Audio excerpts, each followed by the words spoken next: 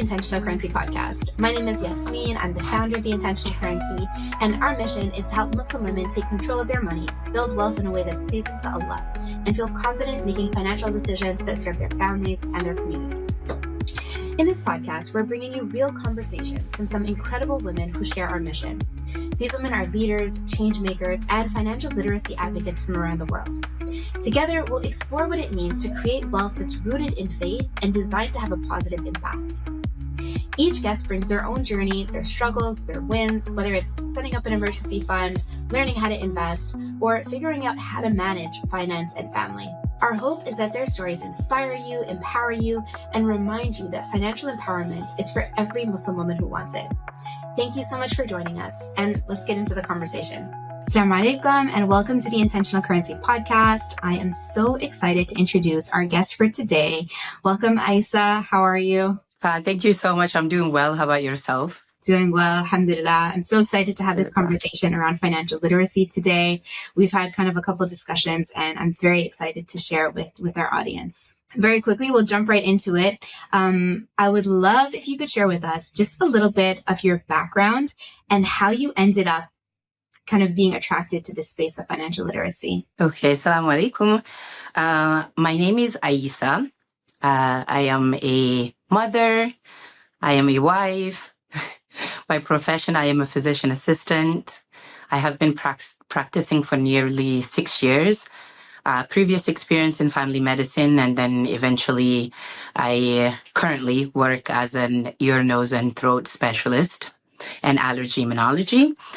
And I moved to the United States at the age of 15 with my parents. I was living in Maryland, and then after getting married, moved to New York City to be specific.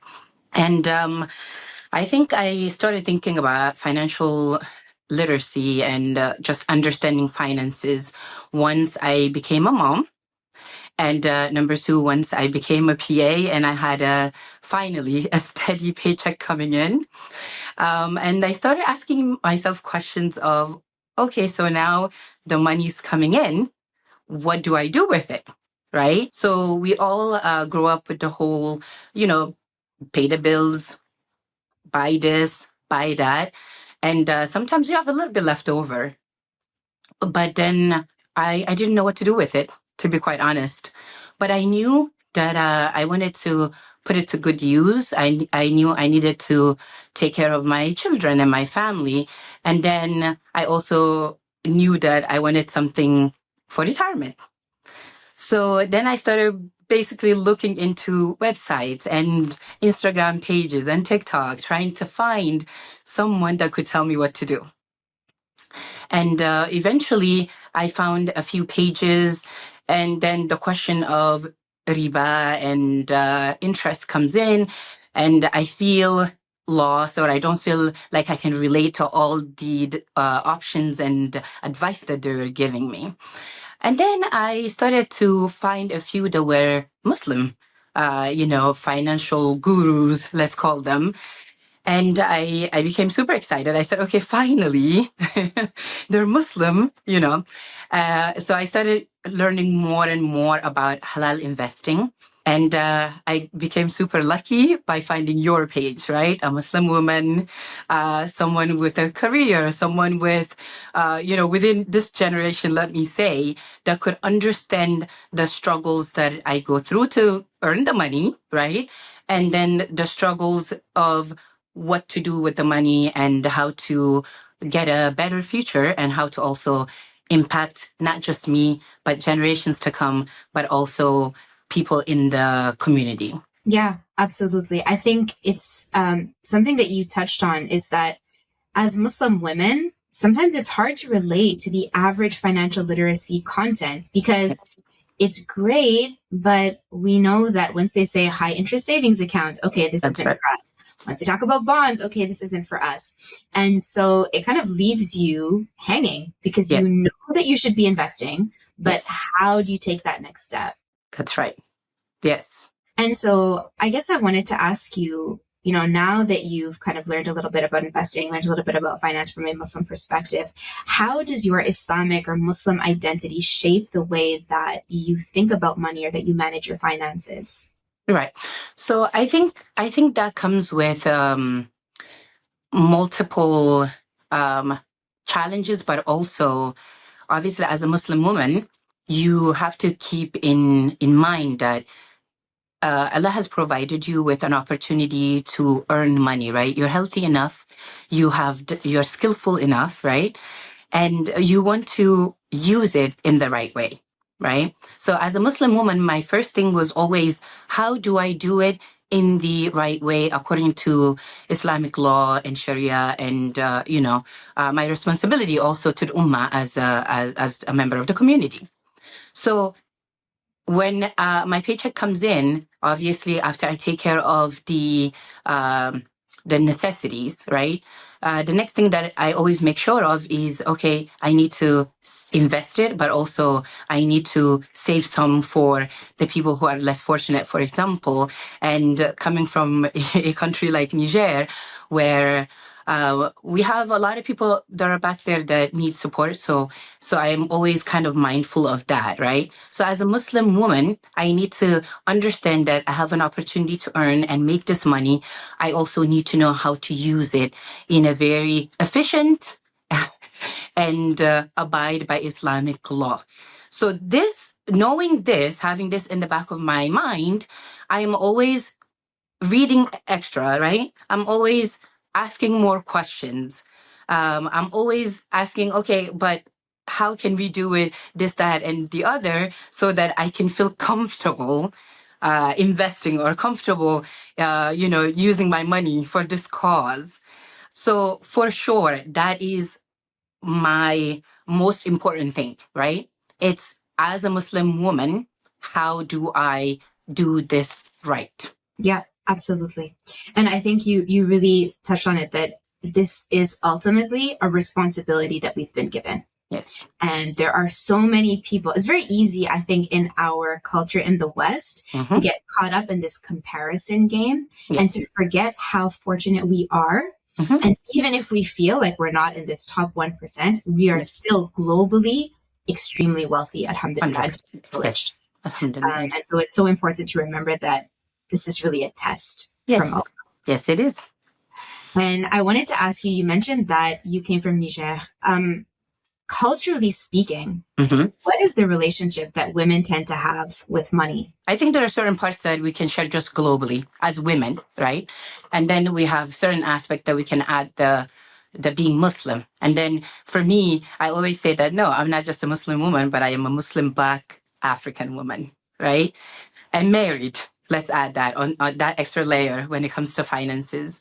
And when it comes to being from Niger, right, the number one thing is that we don't have access to resources in the form of education, or a lot of resources in the form of education, whether it's just modern education or in the form of education when it comes to finances, right? So majority of the experiences I've had, or the examples that I've seen in my community, tend to be the woman is at home taking care of the children, right? And then the husband is the one working and bringing in money, and the husband actually is the only one who makes financial decisions. Or at least, even if the woman has some say, his decision tends to be the most important and the one that usually sticks, right? So that's the type of environment that I grew up with. However, I think actually my generation onward are the first that actually started saying, okay, but I can do more, right? I can go out there and work. I can earn money, and I can have a voice in whatever decision we're making in the household. So for sure, majority of the experiences that you will see is the women at home taking care of the kids, and the husband is the one working. And majority of the time, it puts women in a vulnerable position. It puts them in a position where he gets to say what he's going to do with the money. And then you are left with, okay, because I think you brought up the fact that majority of the time, statistically, women outlive men, right? Then the only time that the woman will actually have some financial, let's say, some funds is usually after the husband has passed, right? And then she inherits something. And we all know the cultural challenges that go in with that, but she ends up with something. And then generally, that's the second layer, right? Generally, once that happens, she's in her older age now, 50s, 60s, and more. And then now the money is handed over to the children, right? The man child, actually, not just not the woman, but it's handed off to the son or sons who become responsible for the finances of usually the mother and the daughters. So even currently, I know many people from my extended family that the son, especially the eldest, he's the one who's responsible for the finances of the family. The men can sometimes go up to them and challenge them, but the women usually tend to just stay silent and just kind of, let's say, go with the flow. They don't have a say. They can't improve themselves or their lifestyles. They can't do for others because they are technically at the mercy of whatever the husband or the brother or the father chooses. Yeah, and I think, to be honest, it's like you said, that ultimately it's a global issue. Mm-hmm. All over the world, women have less access to financial literacy. Absolutely. Of course, it's going to affect people who are maybe a little bit more financially vulnerable. That's right. So my question is, given that you've seen women who are living in these situations, what advice would you give to a woman who is in a situation where they do live with their spouse, they don't necessarily work, they're at home with kids, but they're interested in building their financial literacy? Right. So obviously the first step is earning the money, right? So educate yourself, find a skill, find a business, something that not only keeps you busy. I remember when I had my first son, when I told people that I don't feel 100% fulfilled by just being a mother. Oh my God. What? Why would you say that? It's like you're being ungrateful. I was hit with all types of things. And I said, no, you're not getting it. I am grateful for having my children. I love them, right? But I need more. I need something that revolves around my goals and my aspirations, right? So get out there, make the money first. Find something to do, earn the money, right? Number two, when you get to the position where now you are bringing something in, right? Obviously, we know religiously what the responsibilities of each, right? If you're married, if you're not married, obviously just earn the money, and then now in the process of earning the money or getting there, educate yourself on how to utilize it, right? Understand the concept of when money comes in, it should be used for necessities. You should use some for, let's say, leisures, right? And then you should have something saved up for, let's say, rainy days, right? So earn the money, educate yourself about how money is a tool, right? It is not about luxury, but it's a tool that you can use to acquire luxury and to acquire a life that maybe you always dreamt of, right? Dreamt of. Then after now you've educated yourself, right? And you are in a situation where, let's say, either you are a child of a person who does not have financial literacy, right? Or you are the wife of somebody who does not have financial literacy, or someone who has an impact or who could have an impact on your financial decisions, right? I think you need to bring them along. Right? I remember when I first started earning money as a PA, I told my husband that going forward, we are going to have monthly financial meetings. And he looked at me like I had multiple heads. Like, what are you talking about? I said, yes, since this is the position we're in, and we know the cost of living currently, you can't really afford to live off of one paycheck, right? So I said, look, in order for us to go far with what we're earning, we need to be on the same page. Yes. And I remember the first day I sat him down with the numbers we had at this moment. I sat him down with the plans that I had in mind on how to achieve X amount of money. I told him, we're going to try to save so and so by the end of the year. He looked at me like, what, again? Like, that's not a possible number. I said, well, according to the calculations I've made some so far and the information I have acquired so far, I think it's doable. We just need to be on the same page and work towards this one goal that we have, because the goal was eventually we wanted to buy a house, right? So when I sat him down, he sat down, he said, okay, sure. He listened to me. I told him, he said, okay. But he was still a bit reluctant and still a bit like, okay, we'll see. Then the next month we sat down and I told him, I was like, okay, so this is how much we have. 6 months later, we sat down. I said this one, we met our goal at 6 months before the year ended. SubhanAllah. Yeah. And he sat there and he looked at me. And from that day going forward, he never questioned. Like, he just sit down and listen. And another thing is that I was telling actually a friend of mine that I think sometimes people so you will come to someone and ask them a question, right? Majority of the time, they're giving you an answer not off of what they learned. They're giving you an answer off of an experience that somebody else lived, or an experience that they have learned about, not something that they educated themselves upon, right? So I told them, I was like, one thing that I told my husband, and obviously I'm saying my husband, this is my experience, but you can share this with anyone, like I said, who has a say in your financial decision making. What I told him was that from now on, you cannot answer me off of what you heard or what your friend and their family experienced.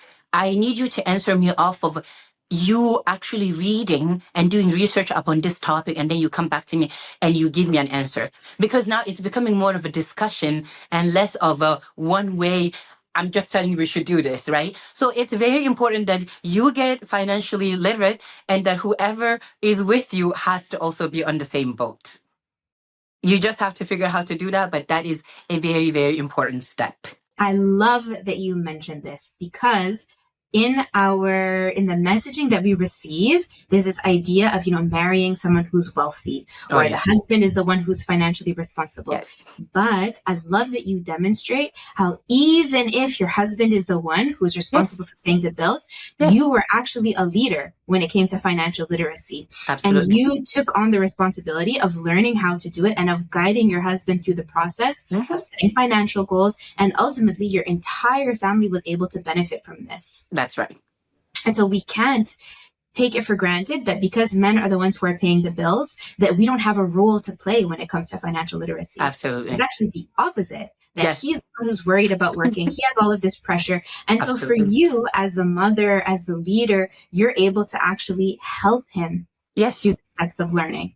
Absolutely. Very, very important. Even as women who are maybe at home and not working, there's still that opportunity for them to actually take the time to learn, to download a budgeting template, to start plugging in the numbers, to ask their husband the questions, and to actually work together and support their husbands when it comes to financial literacy. Yes. Absolutely. Very, very important. Yes, that's a really good point, that it shouldn't just be when you're in a setting where both are working, let's say, and both are earning. Even if one person is earning, the conversation can still happen as a team.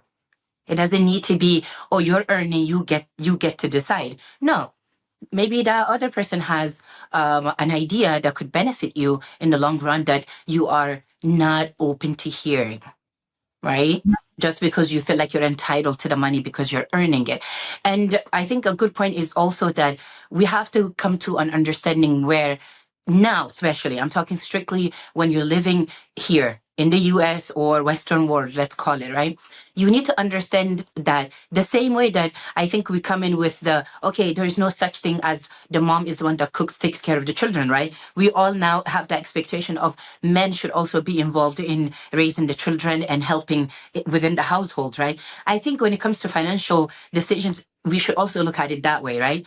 Just because, okay, I gave birth to the child, you're leaving me with that responsibility is incorrect. The same way you earning that money, you should not leave me out of the financial decision because of you are the one earning it, right? Because ultimately, whatever decision you're making is gonna affect me.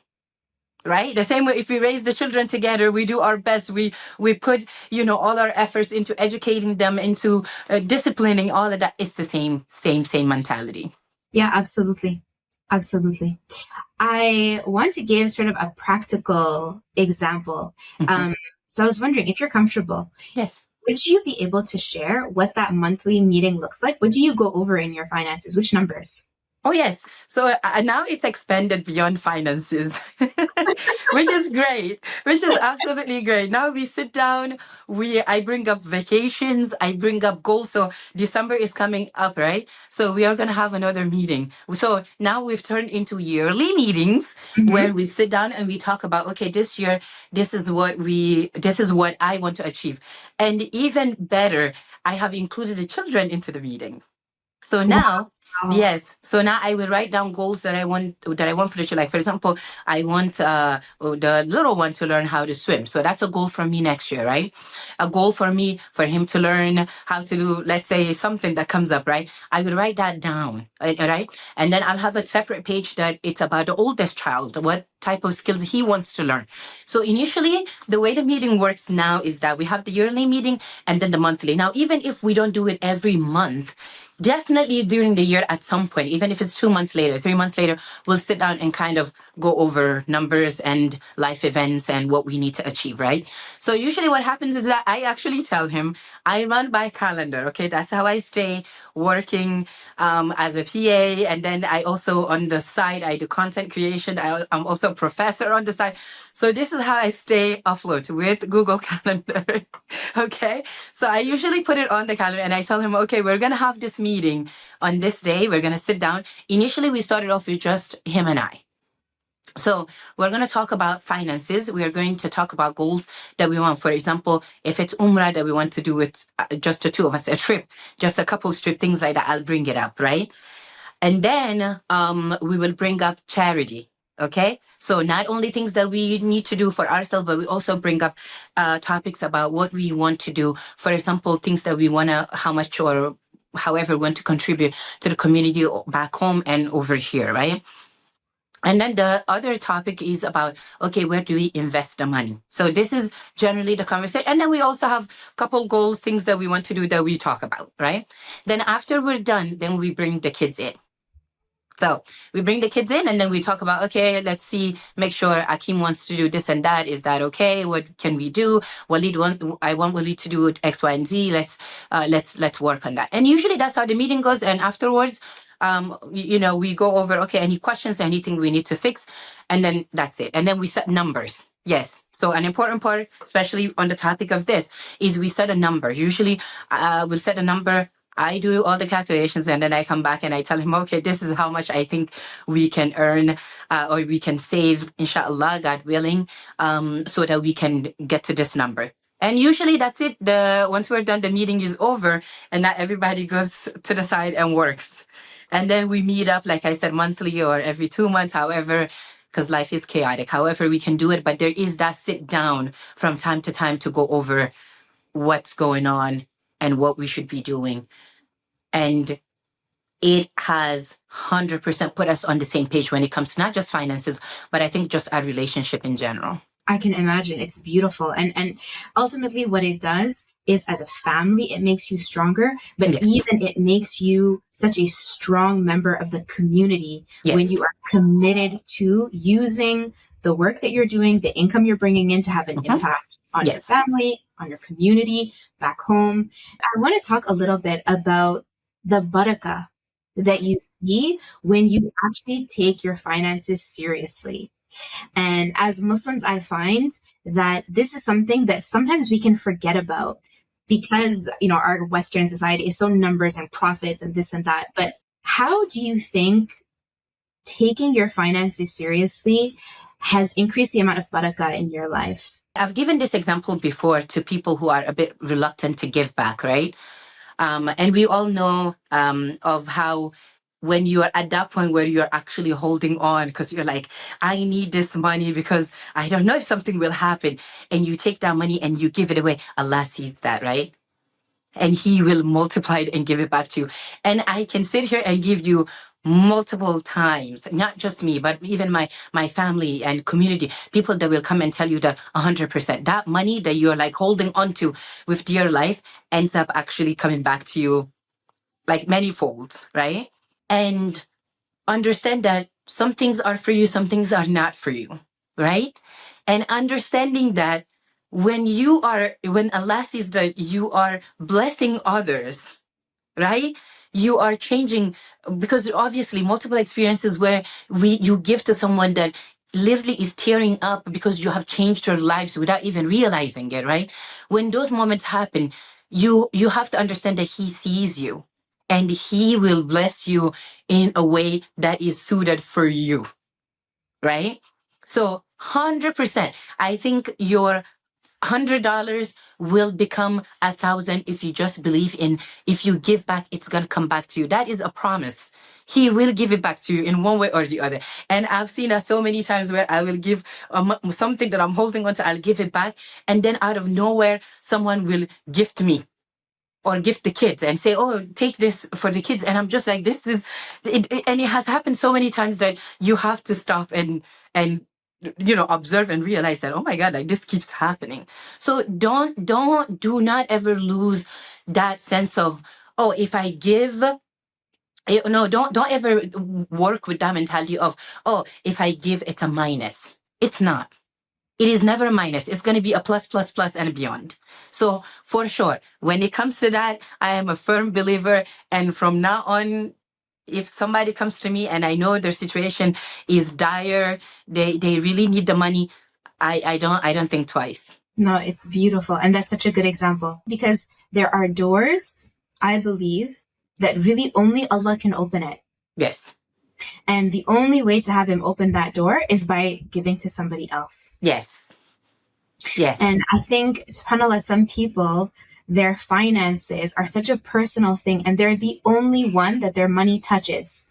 Yes. Their money comes in and it goes to their groceries, their mortgage, their electricity, theirs. Mm-hmm. And the more you open it up, and the more your money goes to different families and your neighbors and people around the world, the more you open doors for all of that money to come back to you. Absolutely. Absolutely. I 100% agree with that and love that. Thank you so much, Aissa, for all of your wisdom, for all of your experience, for sharing everything. Allah reward you for all of the work that you're doing in your family, in your community, in your wealth building. Thank you. Thank you.